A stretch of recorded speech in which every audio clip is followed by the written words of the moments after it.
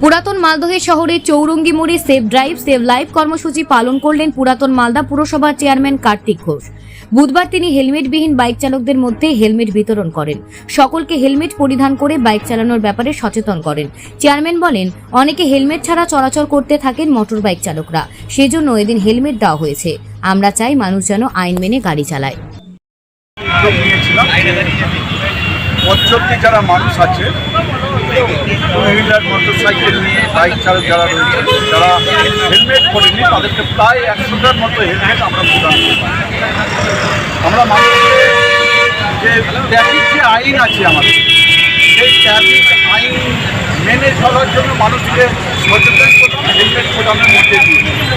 এবং আপনারা জানেন যে রাজ্যের মুখ্যমন্ত্রী মমতা বন্দ্যোপাধ্যায় তিনি সেফ ড্রাইভ সেভ লাইফ একটা প্রকল্প চালু করেছে। প্রকল্পটা চালু করেছে